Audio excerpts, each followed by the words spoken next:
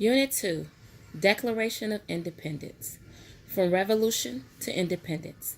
On June 7, 1776, more than a year after the Revolution began, Richard Henry Lee of Virginia introduced this resolution to the Second Continental Congress that these United Colonies are and of right ought to be free and independent states, that they are absolved from all allegiance to the British Crown, and that all political connection between them and the state of Great Britain is and ought to be totally dissolved.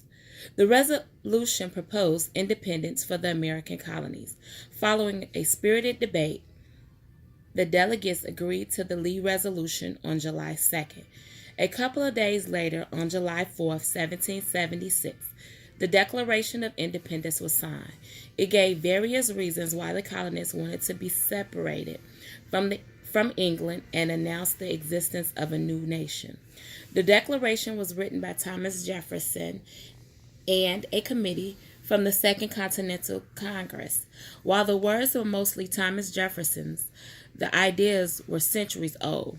The Declaration can be divided into three parts: a statement of principle concerning the rights of a man and why a revolution was necessary, a list of specific grievances against England's King George III, and a formal claim of independence. The most important part of the Declaration came in its second paragraph. We hold these truths to be self-evident, that all men are created equal, that they are endowed by their Creator with certain unalienable rights, that among these are life, liberty, and the pursuit of happiness, that to secure these rights, governments are instituted among men, deriving their just powers from the consent of the governed. The Declaration is read.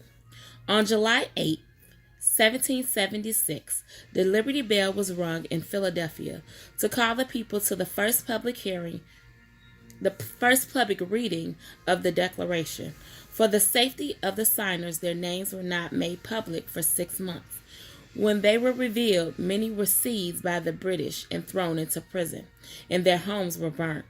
This small group had risked their lives for liberty. Today in Philadelphia, there stands a tablet that marks the place where Thomas Jefferson wrote the Declaration.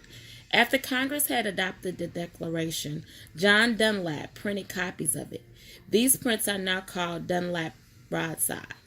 24 copies are known to exist, 2 of which are in the Library of Congress. The original copy was exhibited for many years until light and air threatened its existence. In 1921, it was transferred to the care of the Library of Congress, and in 1952, it was placed in the National Archives building in Washington, D.C. You may see it there, and you also may visit the meeting place of the Second Continental Congress in Philadelphia. The important fact is not that the Americans had declared themselves independent, but they had set down certain principles and beliefs that were new to government. All men are created equal. All men have rights, and governments are subject to the will of the people. The Declaration of Independence is not a constitution or form of government. It serves to set up principles for a new government. Such principles were used in the writing of the United States Constitution. Historical notes. When the Declaration of Independence was written, Jefferson wrote of unalienable rights. Today, it is more common to use the word inalienable to mean the same thing. This important word is defined as rights that are unable to be taken away from you.